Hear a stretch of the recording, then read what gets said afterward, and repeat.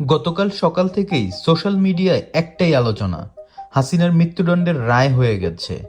অনেকে অবাক, কেউ বলছে এটা কি সত্যি, আবার কেউ লিখছে এটা ন্যায় বিচার অনেক দেরিতে হলেও। পুরো দেশ যেন আবার এক নতুন অধ্যায়ের সামনে দাঁড়িয়ে। কিন্তু আসলে কি ঘটেছিল? কেন শেখ হাসিনা, আসাদুজ্জামান দুইজনকেই দুটি অভিযোগে মৃত্যুদণ্ড দেওয়া হলো? এবং এই রায় কি বাংলাদেশের রাজনীতিকে পুরোপুরি বদলে দেবে? চলুন পুরো ঘটনাটা একদম সহজভাবে বুঝে নেই। শুরু কোথা থেকে? 2024 সালের জুলাই আগস্ট দেশ জুড়ে যখন ছাত্র জনতার আন্দোলন হয়, পুরো পৃথিবীর নিউজে বাংলাদেশের নাম আসে। ভিডিও ফুটেজে দেখা যায় গোলাগুলি, টিয়ার গ্যাস, লাঠিপেটা, বহু হতাহতের ঘটনা। অনেকের অভিযোগ ছিল সরকার সরাসরি নির্দেশ দিয়েই এগুলো করিয়েছে। 1 বছর ধরে তদন্ত চলল, তারপর শুরু হলো আন্তর্জাতিক অপরাধ ট্রাইব্যুনালে বিচার। মামলার অভিযোগ, প্রসিকিউশন মোট 5টা বড় অভিযোগ তোলে। সোজা ভাষায়: 1. আন্দোলন দমাতে অতিরিক্ত শক্তি ব্যবহার করা। 2. পরিকল্পিতভাবে গুলি চালানোর নির্দেশ। 3. হত্যা ও নির্যাতনের মাধ্যমে মানবতা বিরোধী অপরাধ। 4. প্রশাসন ও পুলিশকে রাজনৈতিকভাবে ব্যবহার। 5. সবকিছুর চূড়ান্ত অনুমোদন উচ্চ পর্যায় থেকে এসেছে। প্রমাণ হিসেবে দেখানো হয় ভিডিও, কল রেকর্ড, সরকারি চিঠিপত্র এবং সবচেয়ে গুরুত্বপূর্ণ, পুলিশের সাবেক আইজিপি চৌধুরী আব্দুল্লাহ আল মামুনের স্বীকারোক্তি। তিনি আদালতে বলেন, হ্যাঁ, নির্দেশ উচ্চ পর্যায় থেকেই এসেছিল। এটাই মামলার টার্নিং পয়েন্ট। এই রায়ে আসলে কি বলা হলো?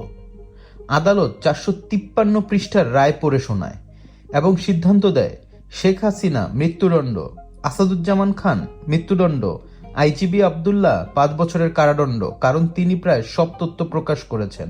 আদালত সরাসরি বলে এটা ছিল মানবতার বিরুদ্ধে অপরাধ এবং রাষ্ট্রযন্ত্রকে ভুলভাবে ব্যবহার করা হয়েছে। মানুষের প্রতিক্রিয়া, এখন আসল জায়গা, জনগণ কি বলছে? ফেসবুক কমেন্ট: এটা দেরিতে আসা ন্যায় বিচার। বিচার কি রাজনৈতিক নাকি সত্যিকারের আইন? জুলাই মাসের মৃতদের পরিবার কি এবার স্বস্তি পাবে? কেউ কান্না করছে, বলছে আমার ভাইয়ের মৃত্যুর বিচার পেলাম। কেউ মজা করে বলছে এবার রাজনীতি সিনেমা হয়ে যাবে। মানুষের প্রতিক্রিয়া মিক্সড, শোক, স্বস্তি, রাগ, আতঙ্ক সব আছে। শেখ হাসিনার পরিবার ও প্রতিক্রিয়া, রায়ের পরপরই সাবেক প্রধানমন্ত্রীর ছেলে বিদেশ থেকে লাইভে এসে বলেন এটা রাজনৈতিক প্রতিশোধ, আমরা আইনি লড়াই চালাবো। তার কথাই স্পষ্ট, তারা এই রায় মানছেন না। আইনজীবীরাও বলছেন তারা রিভিউ আবেদন করবেন। রায়ের পর উত্তেজনা, ঢাকা, চট্টগ্রাম, সিলেট সব জায়গায় নিরাপত্তা ঝুঁকি, রাস্তা বন্ধ, টহল বাড়ানো, বর্ডার নজরদারি। মনে হচ্ছে দেশ আরেকটা বড় পরিবর্তনের সামনে। বিশেষজ্ঞরা বলছেন এই রায় শুধু আইনি না, রাজনৈতিকভাবে গভীর প্রভাব ফেলবে, কারণ এত বড় নেতার বিরুদ্ধে দেশের ইতিহাসে এটাই সবচেয়ে বড় রায়। এই রায় শুধু 3 জন মানুষের বিচার নয়, এটা পুরো রাজনীতির বিচার। বাংলাদেশ কি এবার সত্যিকারের অর্থে জবাবদিহিতার পথে হাঁটছে, নাকি এটা নতুন রাজনৈতিক যুদ্ধের শুরু? আপনি কি মনে করেন, এই রায় ন্যায় বিচার নাকি রাজনীতি? কমেন্টে লিখে জানান। আপনার মতামতই এই আলোচনা গুরুত্বপূর্ণ করে তোলে। ধন্যবাদ।